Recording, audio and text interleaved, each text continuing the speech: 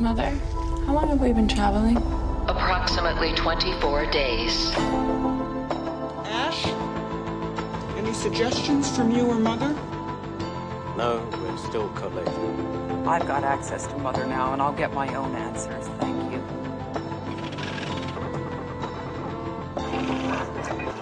You are listening to Yutani, the podcast for all things alien, AI, robotics, sci-fi, and technology. Hello and welcome to the Studio Yutani podcast. I'm here with special guests Aaron from AvP Galaxy, also known as Corporal Hicks, and Eric, also known as, I think, Xenomorphine? Yeah. Is that correct? Yeah. Welcome, guys. That's me. Hi, thank you for, inviting us on today for this impromptu discussion. Yeah, I just wanted to cover a couple of things that have been happening news-wise in the Alien fandom and I guess the Predator universe as well. I've been a bit too busy with the studio and family to be able to keep up with the news, but you know what? AvP Galaxy are absolutely the best. They are always the first there. So I recommend you go to their website and you can kind of see the different discussion points that we're going to be going through in this very short podcast about stuff that's going to be happening or has happened. There's something in here, you gotta get us out! First thing I wanted to address was Alien Night Shift with the Tongle shorts that are coming out weekly.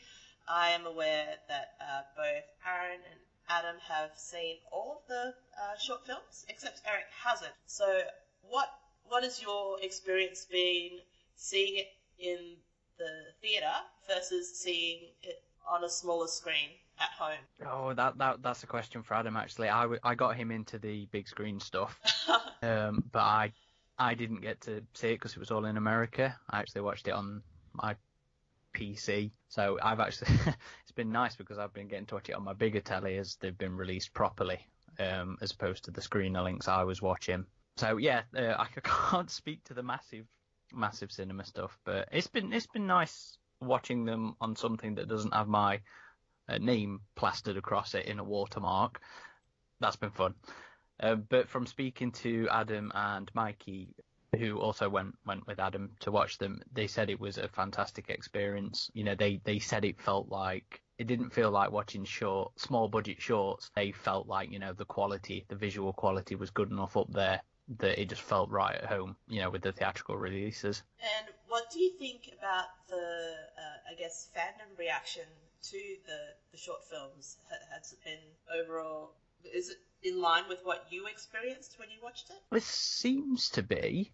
I mean, I haven't actually had a chance to speak to Eric about his impressions on these either, so it'd be interesting to hear what he says about those.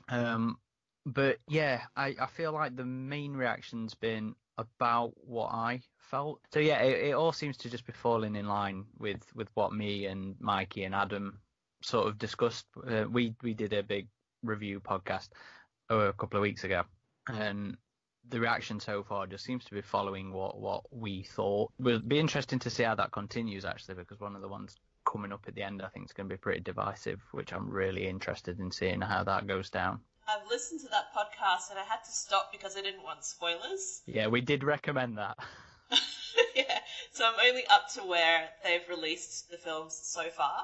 I wanted to get a day at my studio where I could just, like, put all of the films into one big roll and play them on my projector. Yeah, but that'd be nice. Because I've got a 100-inch projector screen at the studio, so yeah, I hope I can get that happening after Alien Day, because that's when they released 2 of the shorts. Yeah, the last 2. Eric, what have you thought so far?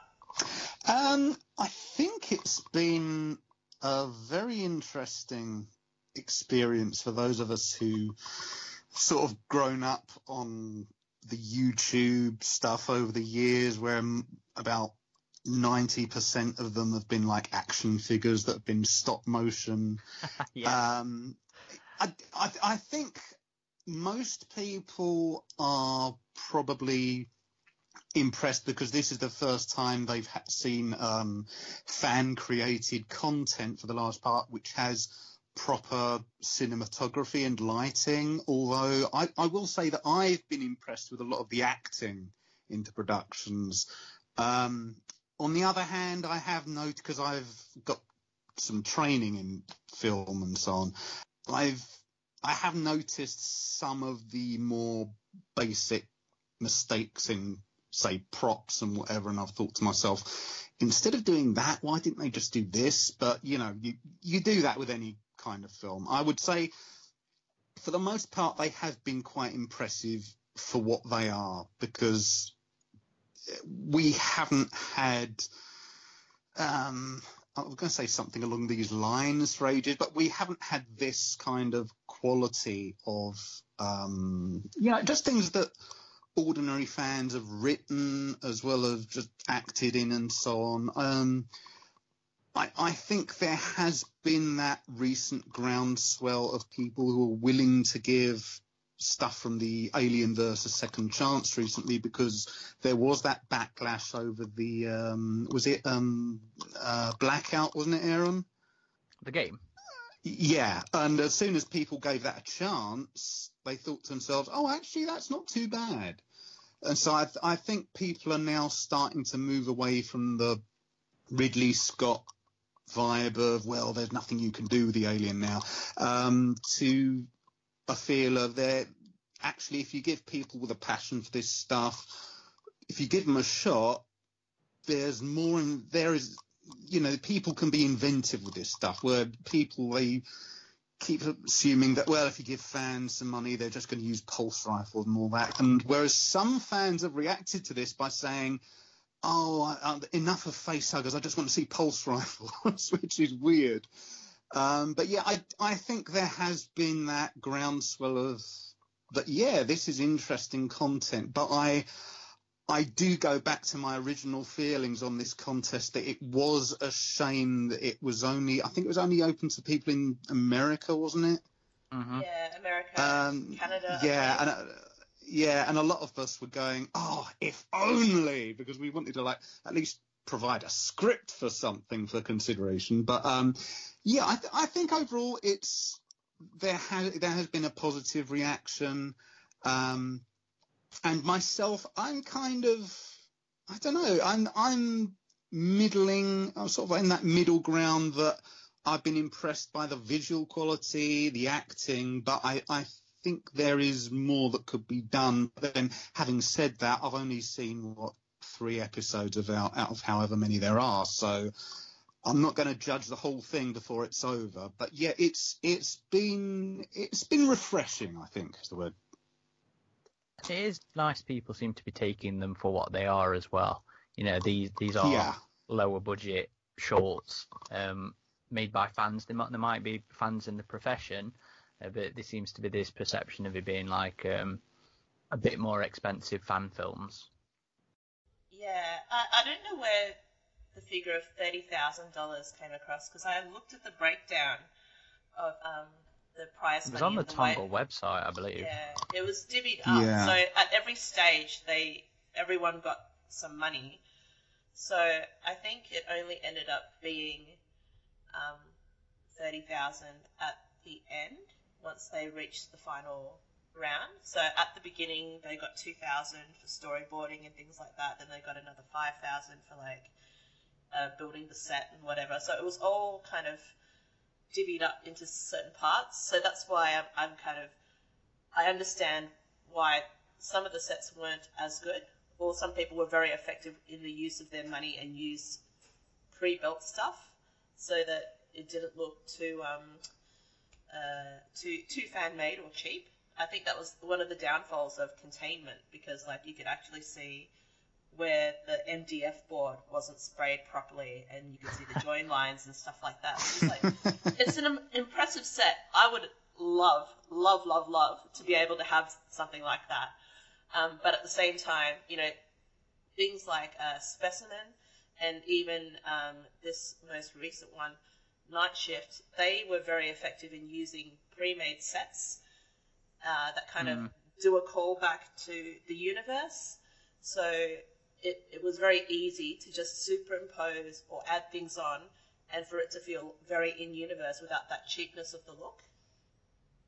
Yeah, for sure. I agree with you there. I mean, when it comes to like short films or fan films or just stuff that's limited in budget, you know, it is about making the most out of what you've got, and you know, existing locations really do play a huge factor in making these things look more expensive than they might actually be.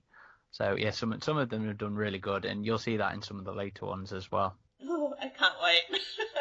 I'm really excited about Alone. Yes, me too. To see it again actually as well. I mean, I personally feel like the ones we've seen so far, other than Specimen, are actually the weakest of the bunch.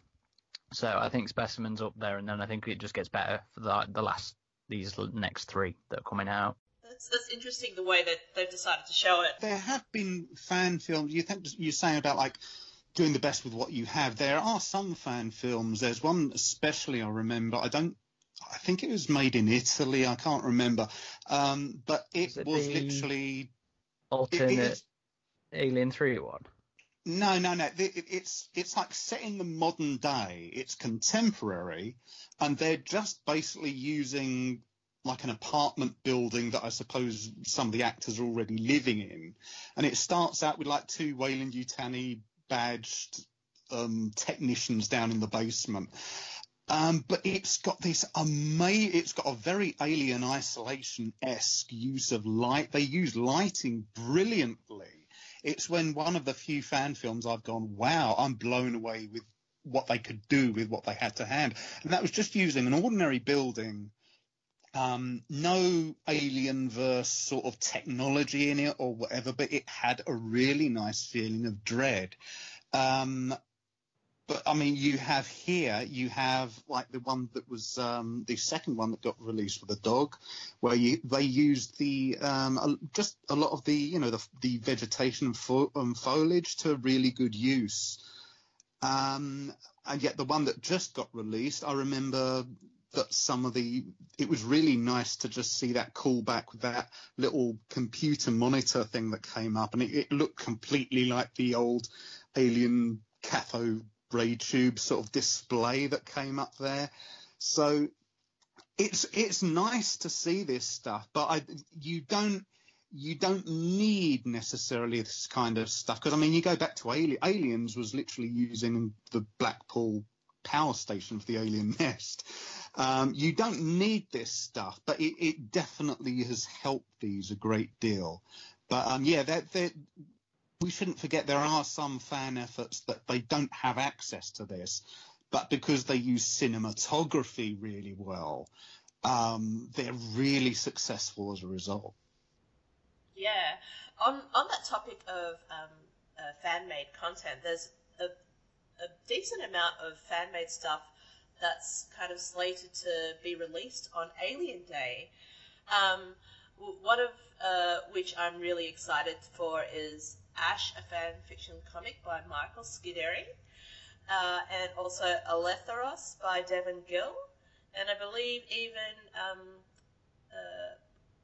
there is Connor, who is from Perfect Organism podcast, is also writing Alien fan fiction, which is not even like, well, it's pretty long.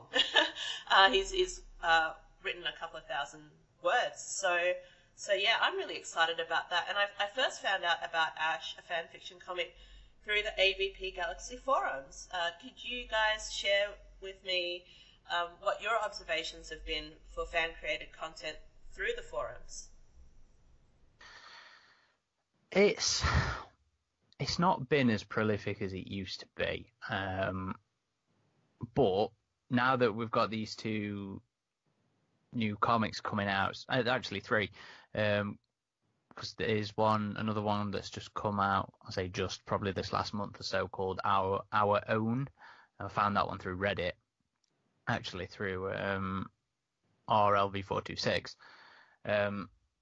So it's nice to see more stuff being done now. I mean, from my perception, it used to be there was stop motion things like every other week, back in, about a decade ago or whatever, maybe probably even longer now. So it is pretty sweet to see this stuff coming up, and I know it's hard work as well. I mean, Eric's been working on his own thing on and off for about 1,000 years, haven't you? So yeah, I think it was from 2013, and it's but Oh, it's wow.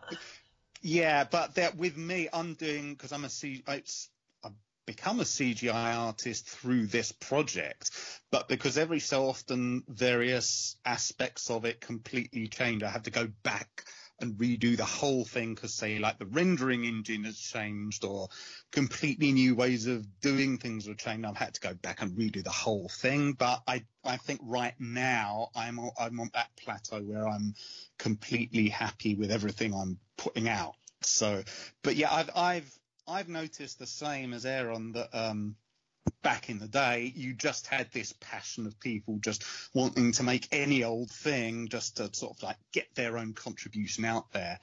Now it's sort of slowed down a bit, but I think I said the other week on Facebook, it feels like this is the year of the fan created content sort of finally all coming to a head, and we're getting less of it, but the quality is the quality is so, and always I feel quality over quantity. I will always rather have that.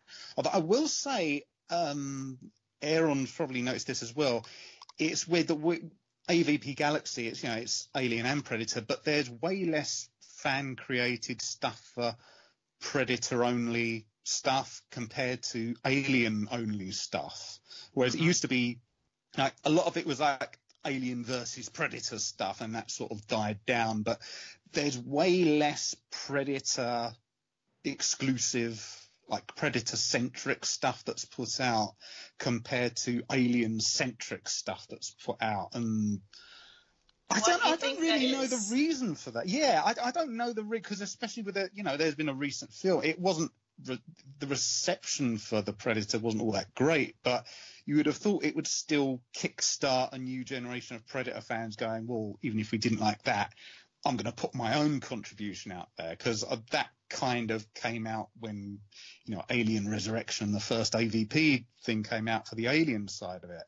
But there hasn't been that impetus with the Predator stuff, which is, it's a mystery. But yeah, for Alien-centric stuff, there has definitely, we are reaching a new level for the kind of stuff. And that comes back to these official well, not official, but they're not part of canon, but the thing with the Tungle competition, where these fan films, they're sort of on that level that back in the day when we had Batman Dead End, where there was a guy and he had access to the original Stan Winston stuff. It's sort of back in the day, people like blown away by that. And that's the level like everyone's reaching now. Like my fan project, initially I was going to do it. I had the idea because I had an iPad and I had all these great photographic filters for it. And I thought to myself, we're just getting out these action figures that they have complete articulation for. My plan was to do really good photography using cinematography principles, and then I would apply these professional standard filters to them to try and make that kind of thing so much better. And then I went into CGI, because at that point CGI was starting to come into, it's a pro DAS studio. You can literally get it for free. You pay for the assets, but it's free. Now anyone can do it as long as they're willing to put in the time of learning how to use the product. And back in the day, there wasn't that. That's why it was all stop motion stuff and using plasticine and what have you. Now we've got the tools that professional filmmakers, even back in 2010 or something, it was still a very niche thing. Whereas now you don't even have needed to go into like film school or whatever. Go out, find the tools, you can do it, and you can make things look as good as the Hollywood professionals that are getting paid millions. You'll be able to actually put that stuff out there, so long as you're willing to put in the time to learn the basic principles. And you can do stuff that's just as good as, James Cameron or whatever would have done in terms of visuals. You've got to learn the art of storytelling, But in terms of just getting output out there, now it's so much more accessible. And I think that is going to spur, because we had the whole Kickstarter craze, I think that's going to spur a whole new generation of filmmakers now, that they just have access to these tools that they didn't have access to. I've spoken for too long now, so I'm going to hand it over to Aaron. But yeah, I mean, they're my thoughts on it. I'd just like to call out a specific fan project that I'm quite big on at the minute, actually, and it's not a comic thing, it's not a fan film. It's a audio drama called Alien Solara. Are either of you aware of that one? Yeah, that's the other thing, great audio dramas. I followed them on Twitter because you suggested that I should. We disagree on quite a few alien stuff, but yeah. I'm excited about their projects. His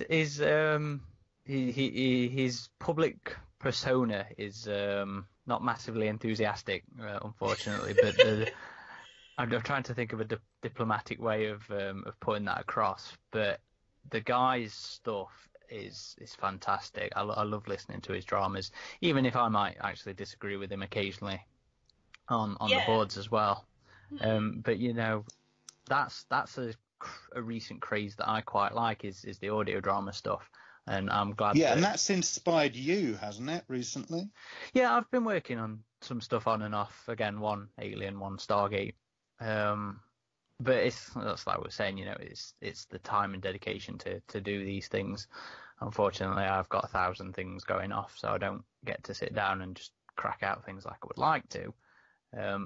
But yeah, just being able to not only have this professional stuff from Audible and Dirk Maggs, but to also have this fantastic quality stuff from, another fan who's, perhaps not exactly quite like me, but, in the same boat, is really cool. Yeah, I do recommend giving those a listen. And his new stuff as well, Charon, actually, that's just started.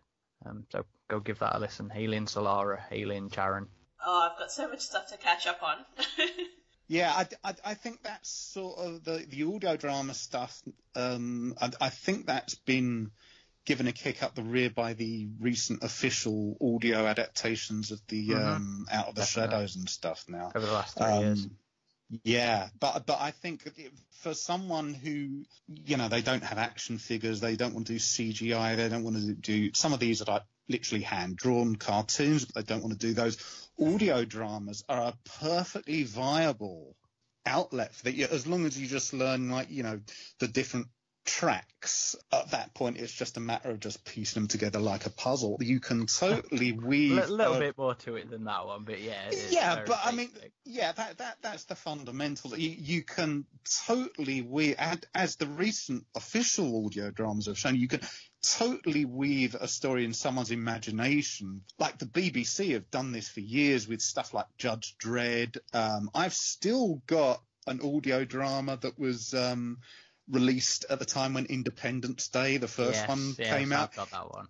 It's actually a really good one because they do it like War of the Worlds, where they're part way through the broadcast, it goes from like they're pretending to be a live broadcast and the invasion happens, and then they kickstart it into a drama, and it's really well done. But the audio dramas, I've noticed that is a new thing that's really starting to make headway recently, and they are quite impressive. This episode was brought to you by our supporters on Patreon. Thank you to Timothy Cullen, Benjamin Scottford, P. Wayland, Michael Andrews, Sarah Hall, Project Acheron, Daniel Cooper, Zachary Rice, Lady Anne, Zeno Park, Georgina Gray, and JB. Without your support, none of this would be possible. Thank you.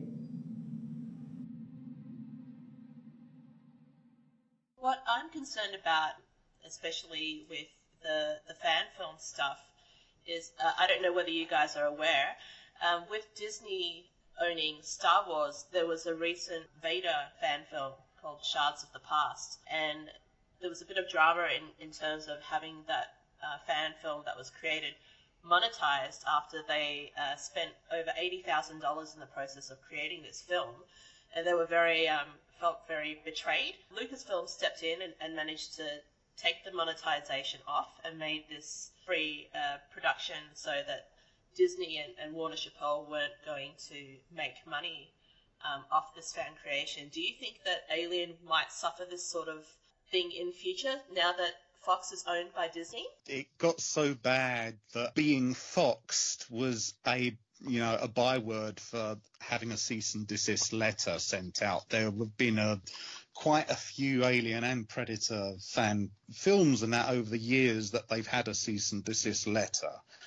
Recently, it seems they're not doing that as much, but there is always that danger. From what I heard, that Vader project, it wasn't Disney. I heard it was a company that stepped in, and it was to do with they thought that some music was being used that they didn't have permission to, and they said that no, actually it's original content, and they didn't get believed. So I'm not sure if that is Disney's. Yeah, it was music that was based on something existing, and I think it was Warner Chappell that held the license for it. So it sounded too similar to something that was already created.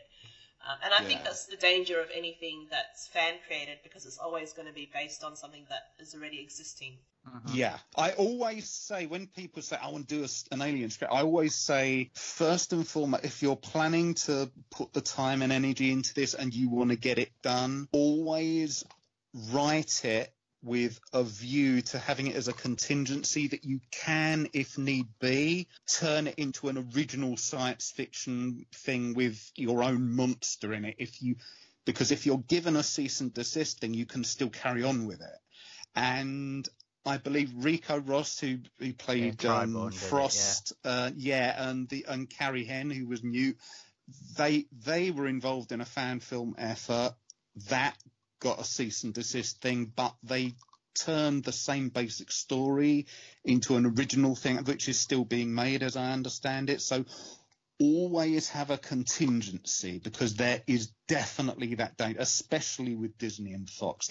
They seem to be okay with it now, because they realise that it's the major way to give goodwill to the community, which does them good. But always have a contingency in the back of your mind. In my experience, it's only ever really been when a project's sort of coming close to what they're doing officially, that they'll fox them. So I remember back in the early 2000s, there was somebody doing an animated AvP film, and then Fox decided to go on with their own proper AvP film, and that's when that got shut down. There's been stuff with with various game mods as well, and again, like Eric mentioned, with the recent Alien, I say recent, that was about 4 or 5 years ago now, the Rico Ross and Carrie Henn fan film, which was Alien Identity, that sounded like it was coming close to what Blomkamp would have been doing, so that's why that got the axe. So make it really different. Or the other thing to do is, do it, keep it silent, then release it, because you know how it is on the internet. Once stuff's out there, it's out there. Better to ask for forgiveness than to ask permission, so to speak. Mm-hmm. Yeah. And I mean, there are legitimate reasons, because, I mean, one example that comes to mind, that I think about 3 years ago now, there was this announcement. It came out on some sites like Dark Horizons that there was a company who decided to make its own Terminator series.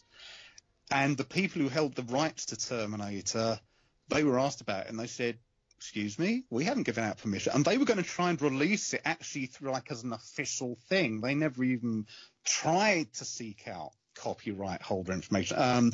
Back in the day, James Cameron, there was a guy who tried to write a Terminator 3 script long before Terminator 3 had actually been made, but because it was always considered, dead cert they will make another Terminator film because Terminator 2 was so successful, there was a guy who'd written his own Terminator 3 script, and he was saying to people, no, I know it's not going to be a success, but I'm going to send this to James Cameron so that when it eventually does get made, I can sue him. So companies you always have to remember. Yeah, exactly. That's why they don't look at unsolicited scripts anymore. They will never. If you send an unsolicited script for a major franchise like Terminator, Alien, Predator, or whatever, you will at most get an envelope.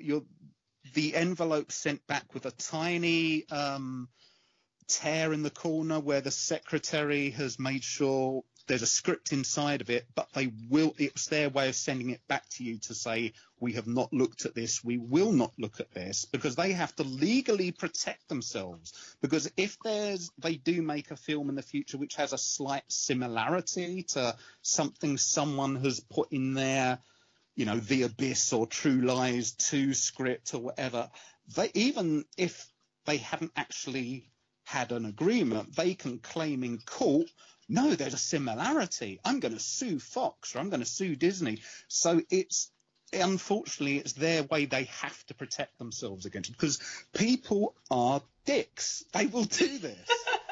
But that's unfortunately, it's just they have to protect themselves. So if you want to write, I'm going to do my own Alien 5, they will not look at it because it's unsolicited.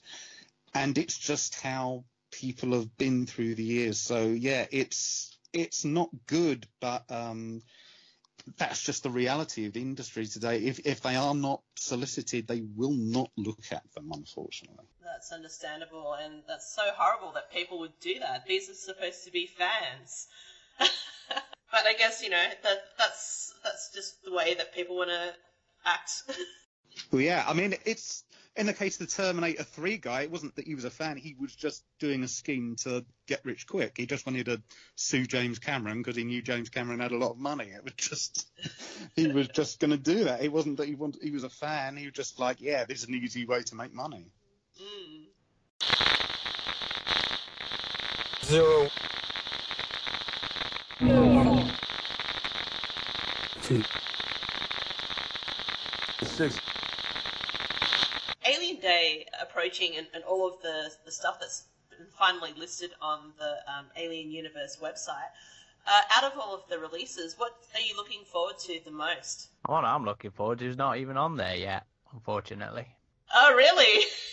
Yeah, well, it would have been the Audible thing. All they've got on there is the footnote that, come back and there'll be a thing, which is a shame. I really do love the Audibles. But yeah, which Audible is this? We have no idea at this point. That's the problem.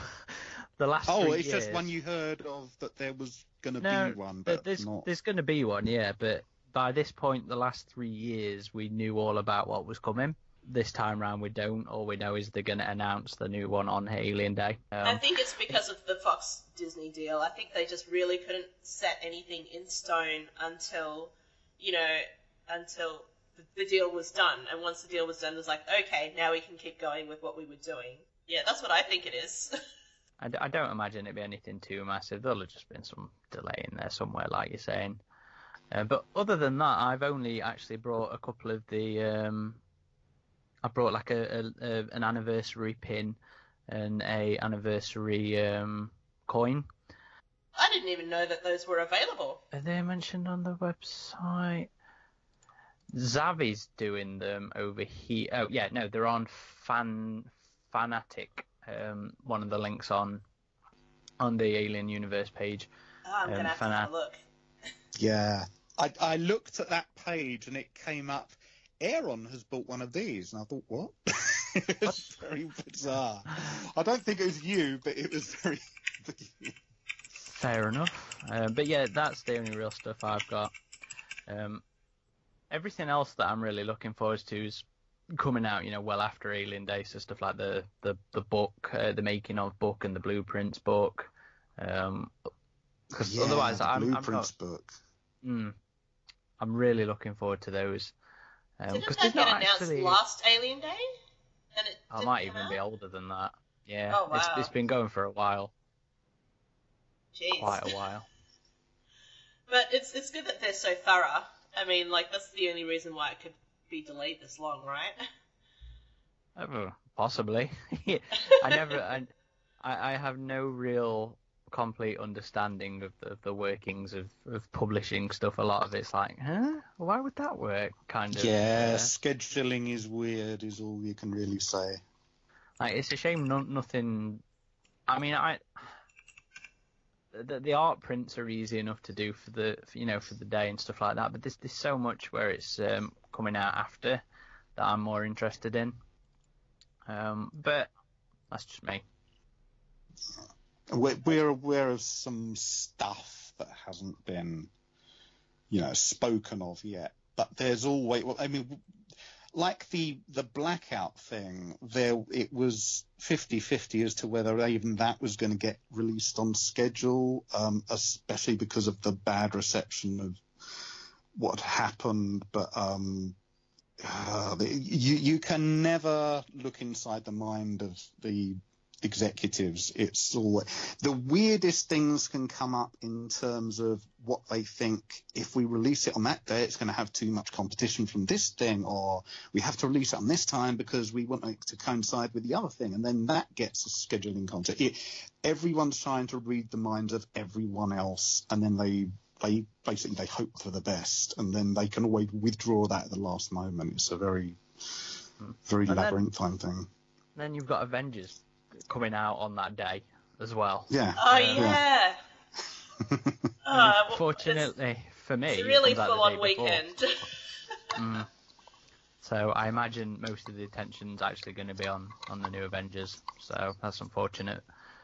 But yeah. I am looking forward to the fan stuff, like as you said, Ash and the Elethros stuff. Unfortunately for me, because it's I've sort of tempered my enthusiasm for things as they've come in over the last few years, because I'm not sure exactly what they're about.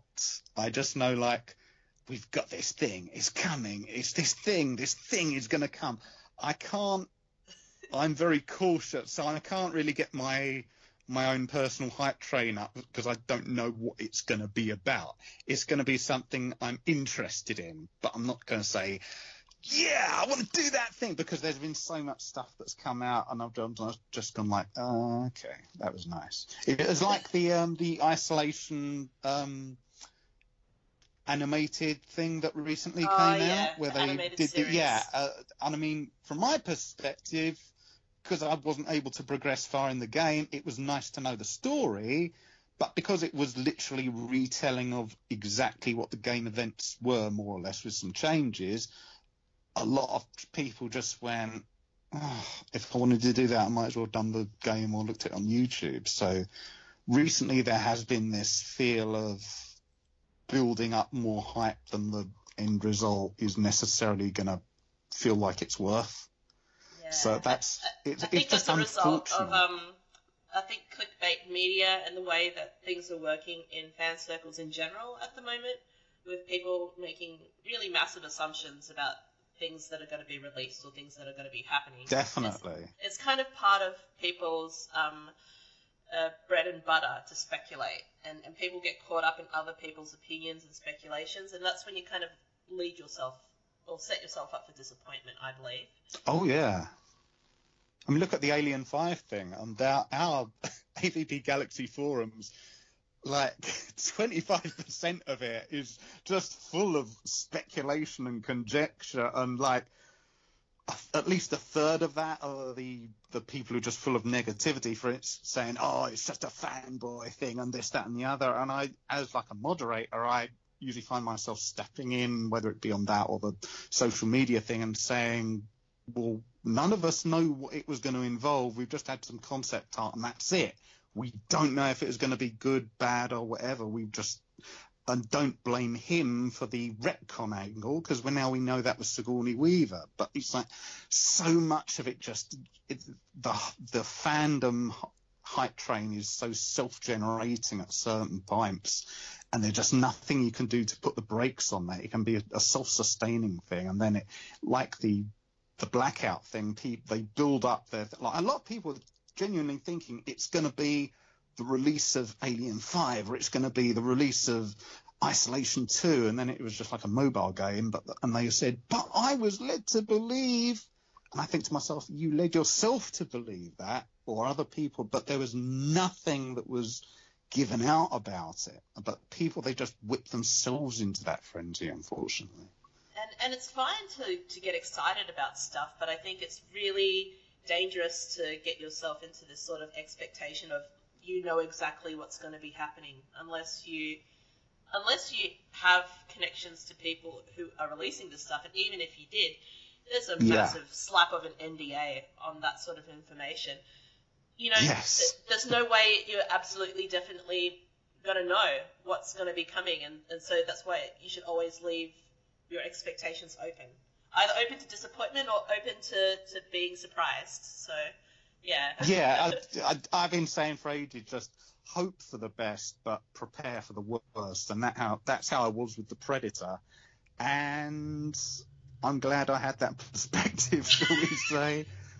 Because a lot of people were just going, this is going to be the best Predator film ever. No, it wasn't. It was just... I enjoyed the film, but I'm really not all about Predator canon. I didn't really care about things being retconned or challenged. So for me, it was worth the $17 I paid to go in the cinema and be entertained for a couple of hours. But I can understand, like, you guys being more seriously in the business than anyone, how you'd have to deal with all of that fan backlash that comes with a film like The Predator.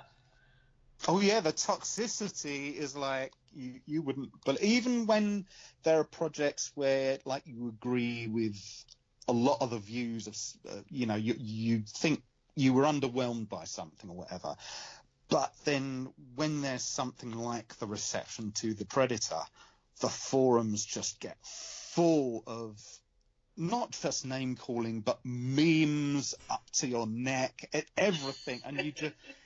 Like, people I think have you're selling their fun, it a bit worse. Yeah, but especially on the social media stuff. Maybe you guys see it a lot more because you're admins and moderators. You have to kind of nip things in the bud, so you'll probably see things that we don't get to see as followers of the forum or fans. So I can understand that, especially being on Facebook, being on the AvP forums, and being everywhere, essentially. Yeah. I think, personally, I always find the social media outlets to be a lot more worse because, and it's a bit of an ongoing joke for me actually, but I'm the draconian dictator of the board. You have the ban hammer. Yeah, doom. so I don't really tolerate. I don't see it that way. You're so nice and cuddly and welcoming. But that's what the people who get on my bad side describe me as. So I have a I'm very glad I low haven't been on your bad side. Well, I can't imagine you ever would be. But no, I have a very, very low tolerance for dickheads, for cunts, basically. So the lack of civil behaviour. Our boards are a lot more pleasant than the social media places tend to be. Yes. Because I can't be a draconian dictator all over social media. So I think Eric's making it sound a bit more fucking Mad Max than it probably actually is. Yeah, I mean it's not, but I'm just saying there are certain, but like in the immediate aftermath of the Predator, like the following 2, maybe 3 weeks, it got a bit mad. I would say probably the same with Prometheus and Covenant. It got a bit mad. Yeah, I would say that too. Clara, you would know from your social media stuff. But see, the problem is that especially with social media, fandom has got a lot more tribal, and there are certain people who like to not just like the haters, but there's also the mindless cheerleaders.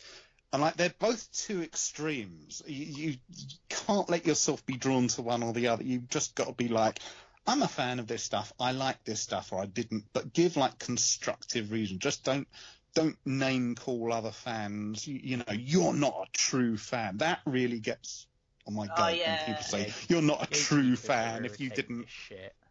Yeah, it's just be a pleasant person. It's like if someone else disliked or liked something that you like or disliked, don't get personal about it. Just agree to disagree. And think if people just kept that in mind more. But if the problem is that in the immediate aftermath of something, people just want to stand up with a placard and voice, like self-identify as someone, I loved this or I hated this. And the rest of us, like the swimming pool is fine, but someone's pissed in the shallow end, so it's not nice being in the pool.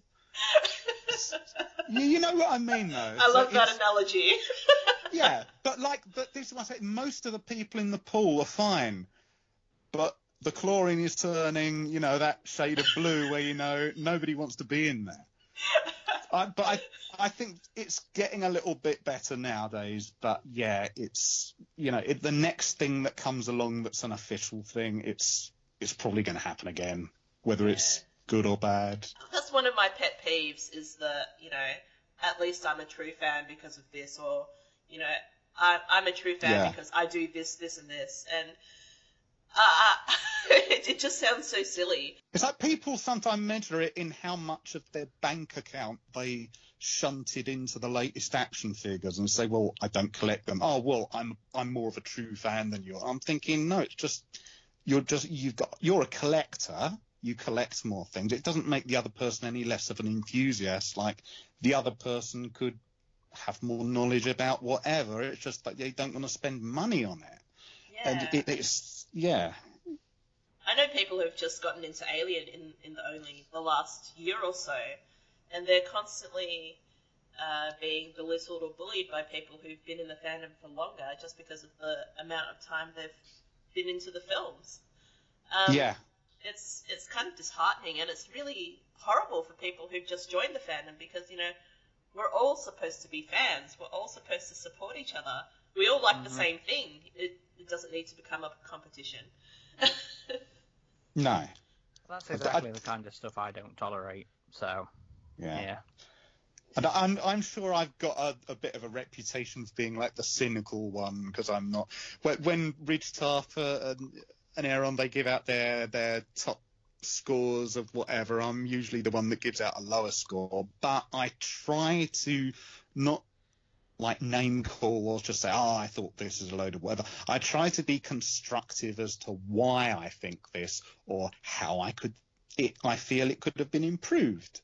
I just don't, just someone who mindlessly cheerleads or mindlessly goes, that was a load of all whatever. That's not how to do it, because it's as you say, it's not making the new fans feel welcome. And sometimes it gets to a point where you do see people, and they say, like, even if it's like not Alien or Predator, they can be like Star Wars fans or Terminator or whatever, and they can say, I've had it up to here, I'm burning. They're literally going to put a bonfire and burn all their stuff, not even sell it. And you just think to yourself, what a waste of, you've invested part of your life in this thing.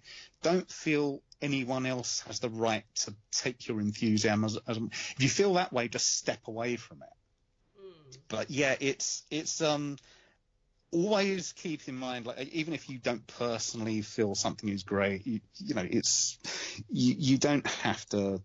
Like, I feel sometimes, because there are things that come up and there's like a dozen people that reply about, it could be this thing, and I have to point out, but that goes against canon because of X, Y, and Z. And I feel every time I do it, I feel like I'm becoming like, the Debbie Downer or whatever. But it's me just saying, it's my way of going, there's nothing wrong with being enthusiastic, but just remember that. Don't accept that as that's the answer, because sometimes it wouldn't work. But, everybody who contributes something, like someone could, they could do a crossover with Alice in Wonderland and Predator. It wouldn't be my thing, but if they drew it well on that, I would say, that's a really well crafted piece of whatever. It's not up my alley, but I appreciate you having that passion and enthusiasm for it, because at the end of the day, we all like that. Like, for instance, the other day there was a picture an artist did. It was a beautifully illustrated, and it looks like a Christmas card with an alien with little birds landing on its hand, and it looks like it's going, and it looks beautiful. And there are all these comments in like to the artist's personal site, and they're all saying, an alien wouldn't do this, an alien wouldn't do that. And I'm thinking, it's gone over your head. He's just sort of like doing this humorous parody of a Christmas card. And they're saying, in canon, it wouldn't do this. It would impregnate all these birds. But it's just this nice picture of this alien with birds landing on its hand. It looks very Disney to me, like something like Snow White. So I thought it was cute. Beautiful. Yeah, that's it. It looks cute. It's nice. And I would actually love to have that on a Christmas card. Yeah. I mentioned to you, Clara, and I'm not going to say it on here, but I mentioned to you, Clara, an idea I had for your jewellery thing. Oh, yes. To do with, for like a kid-friendly thing. And I think that would sell well. It's not something I would want to see in a film, but it'd be a nice little humorous idea. And when fans think that stuff up, you get things like the recent book that was released where it was like an alien book for kids. It looks almost like a pop-up thing where it's Jones the cat and the alien. The Stromo. Yeah. The alien next door as well. Those things are adorable, actually. They are. I love those things. There's no way you can have a canon argument about them, but some people either try or they go, fuck you, this is meant to be adult, I don't want this shit in children. And you're thinking, it's not meant for kids to watch the movies, but it's there, just let them enjoy it. Yeah, I mean, like, I watched my first Alien movie when I was, like, 4, so, you know, it would have been lovely to have some Alien-themed stuff that I could actually play with. It wasn't until the Kenner figurines came out that did I actually have something as a kid to be able to, you know, express my love of Alien with. Yeah. Was Aaron got petrified for life, didn't you, when you watched it? It was only 5 years. See, we've got different responses to the movie as well when we're young. I greatly sympathised with the Xenomorph. I think other people were terrified of it. Well, people are bastards, so I can't understand that, you know. But I was only like 5 when I saw it, so that's why I had the nightmares for 5 years. Yeah. Whereas I had a weird prophetic. I've said this on our podcast, but I'll say it here. But the night before I watched Alien, because I watched Aliens before I saw Alien, and the night because I think we recorded it or it was on TV. I either watched it live or I recorded it and I was going to watch it later. But the night before I watched Aliens for the first ever time, like I think I'd seen a little clip of the dream sequence Ripley has at the start, and that was about all I'd ever seen to do with Aliens. I might have seen that Red Dwarf parody thing, but that was about all. But the night before I watched Aliens for the very first time, I remember having this really unsettling dream where I was on the ocean on a small boat, and there was this decapitated head that sort of rolled up out of the water, and it was like this decapitated head, and it went down. But when I watched Aliens for the first ever time, it was the female colonist, you know, the one that's cocooned. It was her exact likeness. So it was really, I don't know if I was having a psychic link there or what, but it was, and then of course later on in the film, the header goes into the water. It's weird, but that was my reaction to Aliens. But people do have all these weird reactions and responses from the films. We don't talk about it enough in relation to Predator. I'm sure some people have some weird psychological reactions to that too, but Alien, of course, is the one that has all that deliberate psychological subtext in it, so you'd expect to see it more of those. Definitely. You are so lively at this time of day, I've got to say. Aaron here is like really tired. I tried to stay awake. And... You are listening to Yutani, the podcast for all things alien, AI, robotics, sci-fi, and technology. Remember to subscribe to Yutani.studio and become a supporter on Patreon. Just head to www.patreon.com/StudioYutani me confirming that the Alien series remains in development and under the new ownership. I wanted to address that because I had heard that in development means that there is either a story or a treatment sitting on someone's desk at Fox, which may or may not necessarily be in pre-production or even have a date in where they would start filming something. So could you guys confirm that that's your idea of what that could mean as well?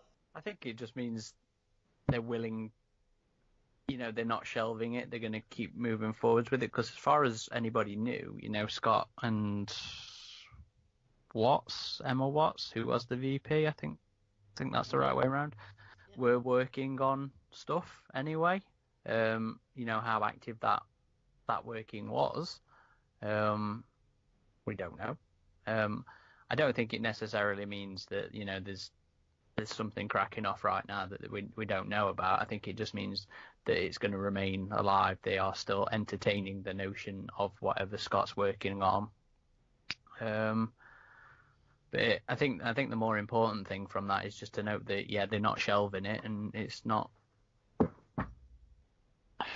think that with Alien Day coming so quickly, that there definitely won't be any film announcement, but maybe, just maybe, the cogs are in the works in regards to having a film developed in the near future.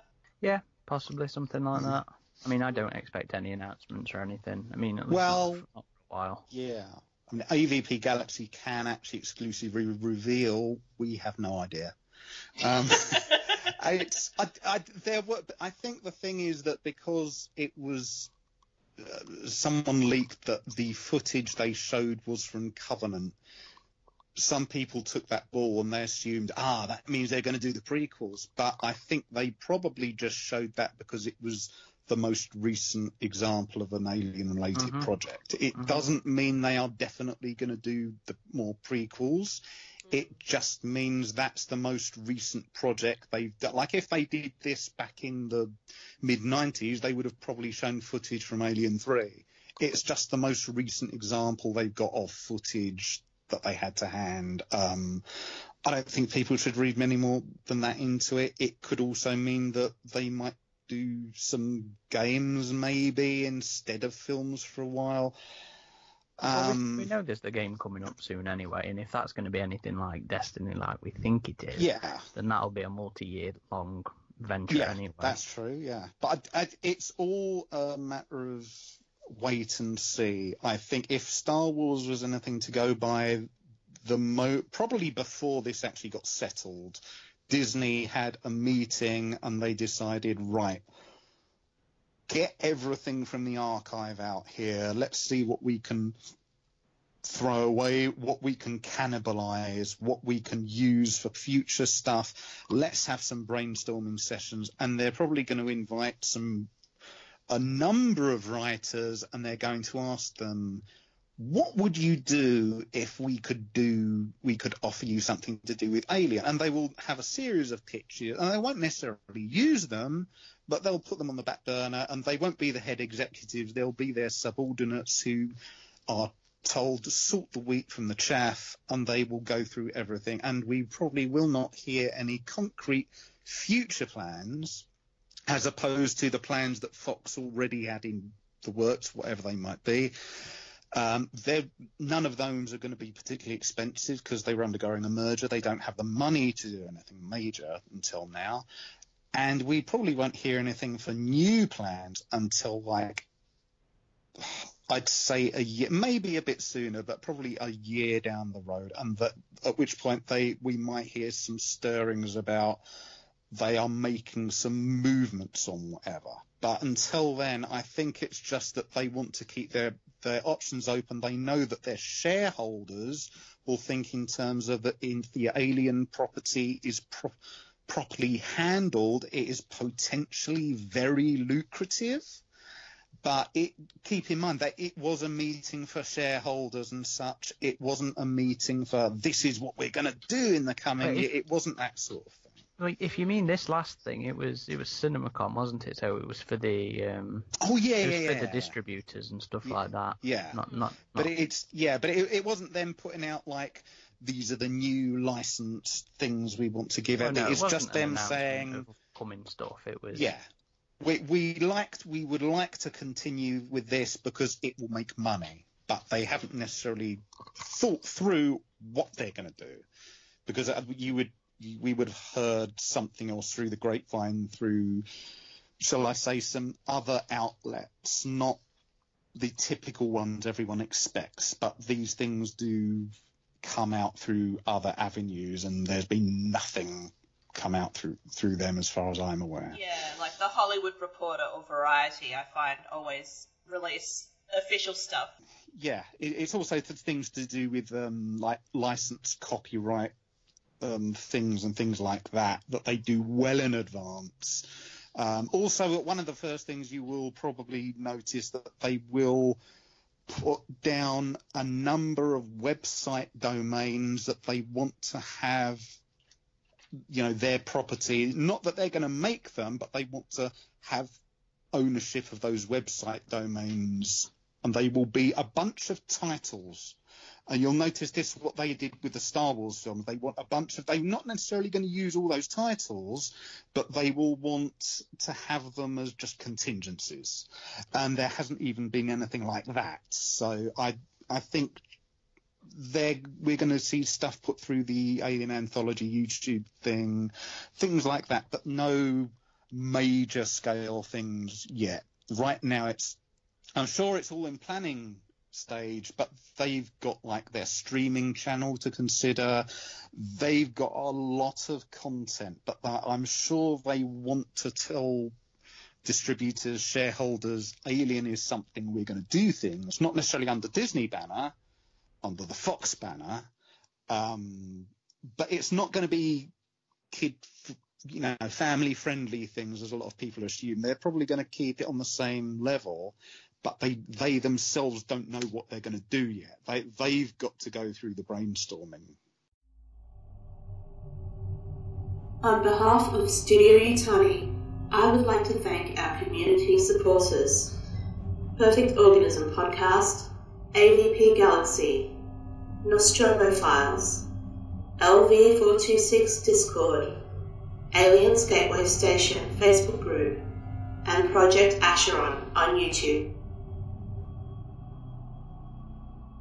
With all of the Alien stuff that's been coming out because of Alien Day coming up, we're all full bottle on everything, and you guys have been really great keeping up with the news.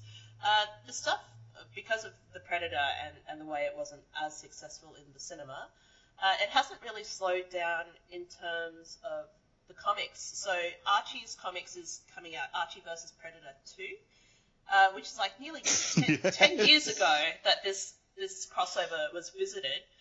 It seems completely mad to me, but like I watch Riverdale on Netflix because I'm just this a sucker for this like polished American style drama when it comes to these sorts of characters. What could you tell me to expect out of this Archie comic that's supposed to be coming out? Is this some sort of like weird ass parody where it's just going to be taking the piss out of itself, or does it take itself more seriously? I haven't actually read the first one. Oh, really? Yeah, only until recently, Neither of us have. I've not really liked franchise crossovers outside of AvP. But from what I've seen, it's supposed to be pretty good, the first one. And I think it was supposed to feel more at home in the Archie world, but it just happened to have this blood, splatter, spine-ripping guy in there as well.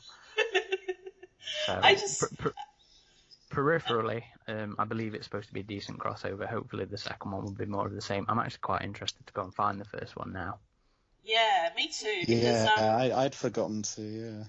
I think that if they went with... Because the way that Archie comics are now, there is a bit more of a darker streak with it. It's not as happy-go-lucky as it originally used to be. And I think that this new Predator crossover would do well to utilize the sort of aesthetic that Netflix's Riverdale has for the Archie series. It seems a bit more darker. There's more adult themes being visited. I think it'd be decent, to tell you the truth. So I'm interested in reading it, but I don't know what to expect. Definitely. Yeah, I think as with everything, there are things you can put together, and you'll at first glance go, what? But then it's all in the execution. But here's an example of a recent crossover where me and Aaron really differ our opinions. I was not expecting much from the Vampirella, Alien versus Vampirella comic. I didn't know anything about Vampirella except that she's, has been going since, the 70s or something. And I thought to myself, okay, it might be interesting just for a laugh, and I'll read through it. I was actually quite pleasantly surprised. I won't say it's like the best comic I've ever read, but I was pleasantly surprised by it, and I thought, I didn't mind that. It was actually a lot better than I was expecting. Whereas, Aaron, you kind of hate its guts, don't you? I wouldn't go that far, but I struggled with it. That was certain. Yeah. I've only just come around to the Batman versus stuff only in the last couple of years. I've never really been keen on the crossovers other than AvP. No. But this goes to we're both fans, but our opinion on that really, and I don't think Aaron knew about Vampirella either.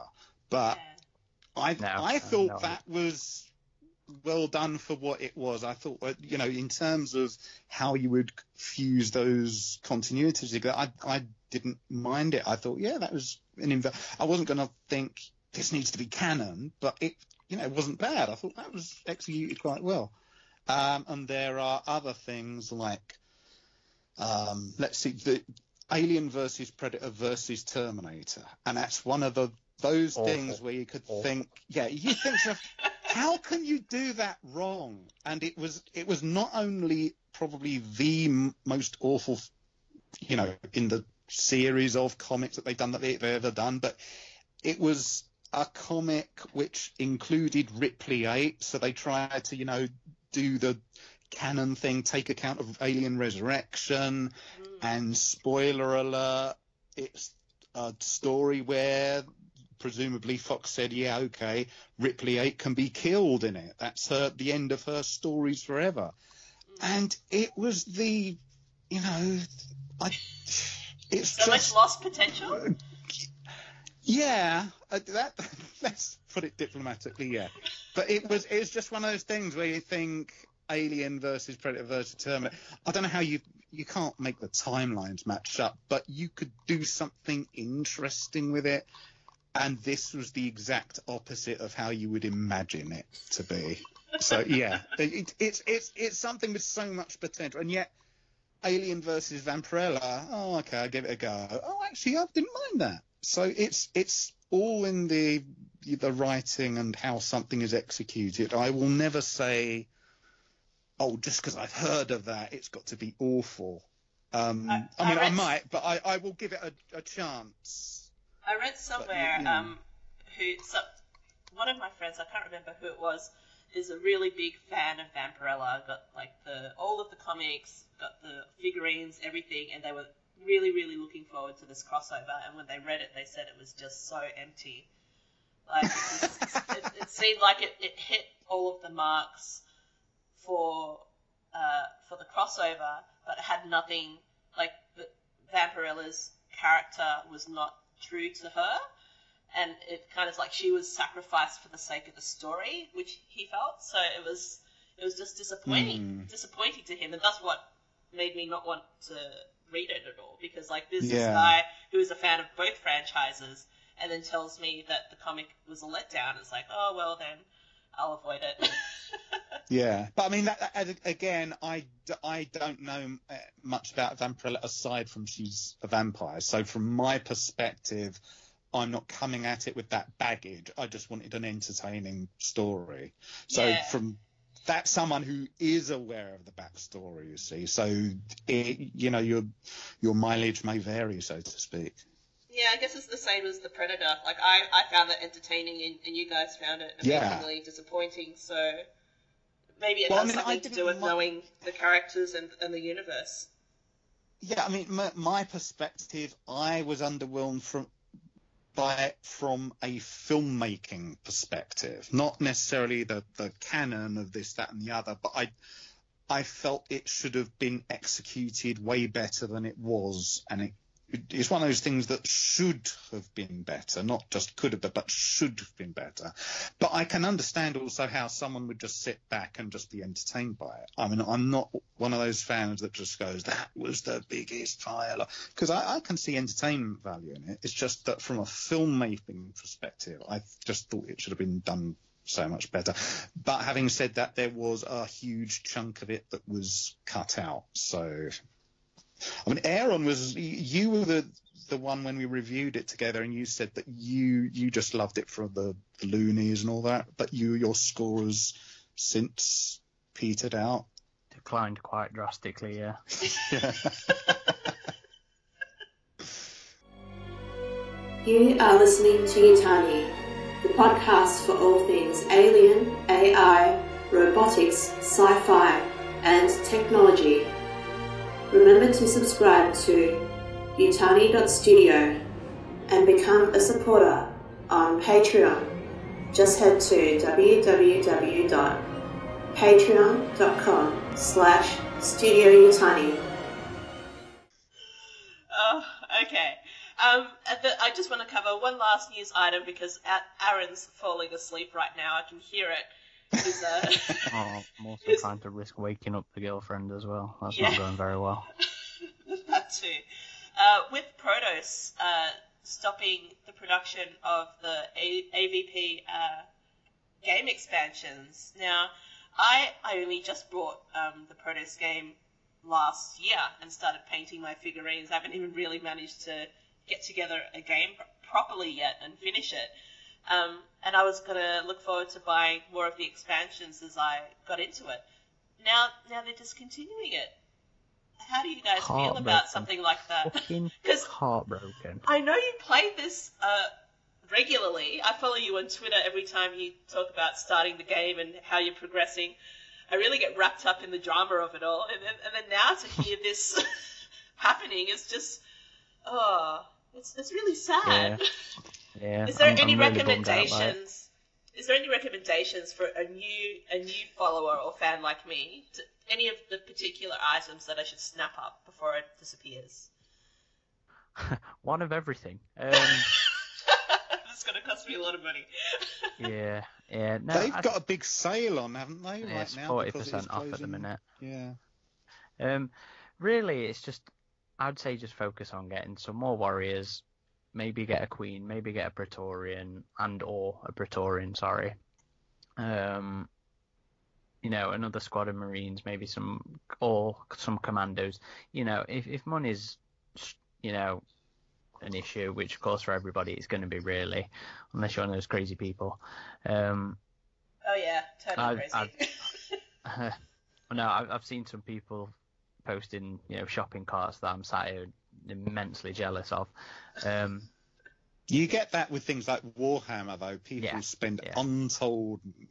And, of course, you do have people that play other war games that get these things so they can have Alien and Predator figures in their other continuities as well. So it sort of crosses over weirdly. Yeah, I'd say just try and pick up at least, one next up expansion, just for a bit of variety when it comes to moving outside of the base games. I mean, I've got nearly everything. I've brought the last few I missed in this last bulk, but we're still playing with the base units before we expand out. I try and play that once a month with a couple of my buddies, but I've only really started playing it again properly over the last year because I brought into it all when it came out, but then it was before they were doing all the unicast stuff, and I couldn't really be asked to glue it all together and everything. So I've only really got back into it this last year, at which point Prodos has, sort of found its feet. They were doing releases like every month. So it's been nice, and then naturally the rug gets pulled out from under them and us. So it's a huge shame. But fortunately, it'll all still be there, and it'll be on the secondary market as well. But if you've got your units, you can still keep playing. It's not just a board game. There is the war game component of it as well, and you can just make your own scenarios, which is fucking cool. Yeah, I mean, so as someone who does not play it, because it's one of those things like Warhammer, you have to know other people to play it with. To me, it wasn't any great loss, but it was interesting as an experiment to see it happening. But I would imagine, it's going to get closed down, but people are probably going to laser scan the models in and 3D print them, so there isn't any way to stop that. So I imagine people will find a way to continue it, even if it isn't through official channels. I think the quality is going to play. The quality is going to play a difference in it these days. I mean, yeah, you can 3D scan your own stuff, but compared to what these guys, the point that these guys are at now with the detail in their particular unicast manufacturing method, it's just fucking immense. I was just going through scrubbing some down earlier to start spraying them, and I'm just looking at these things in my hand, and just the detail on them is phenomenal. And yeah, you can get some 3D printers that'll do that, but they're going to be rougher, and it's going to require more money to do that kind of stuff compared to paying the 15 quid for an expansion. Yeah, and the amount of time it takes to clean up a 3D print, especially if you want to have the surfaces really smooth. I think the Protos models are really beautiful. Definitely. And leading on from that, I forget who it was, but Aaron, didn't somebody say the reason for this is because Disney had not the Alien and Predator individual licenses, but Disney have decided to sort of shut down, at least temporarily, the AvP license?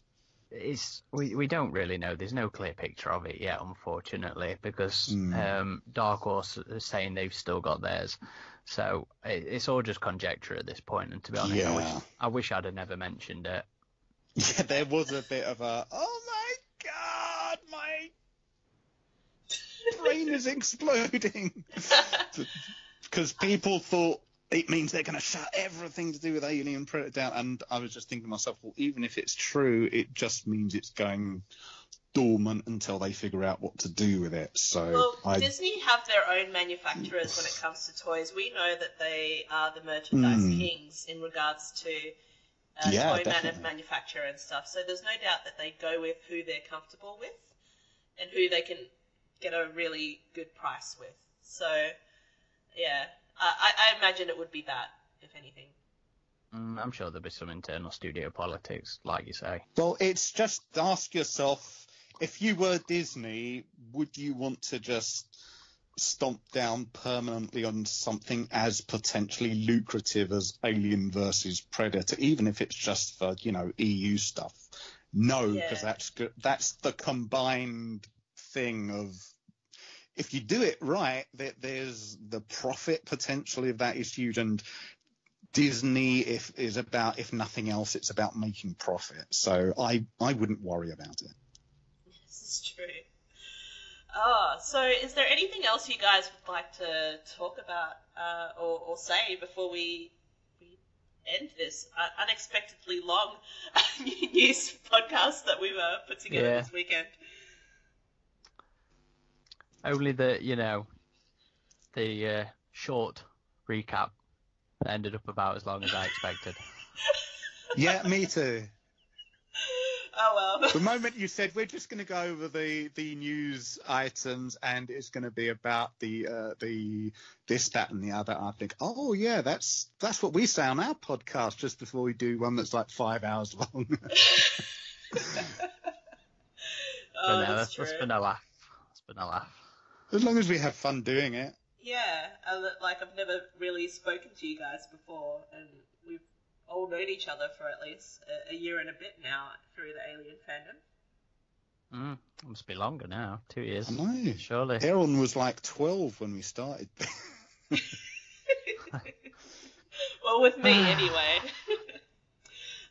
So yeah, thank you guys for coming on, and I will link to all of these news items on Utani blog to AvP Galaxy for those who aren't familiar with the news reporting site for everything Alien and Predator. And yeah, thank you so much for giving your opinions and your points of view about all of these different items that we've decided to go through and talk about. It's been really great having you on. Well, thank you for inviting us on.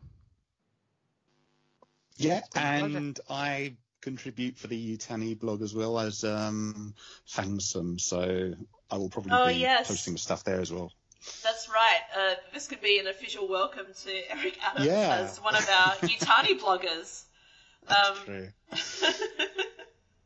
Poaching my bloody stuff. I know, but I get to post about robots and stuff there, so... Yeah, we're not in competition with what AvP Galaxy is posting. I'm only playing. I like to rip.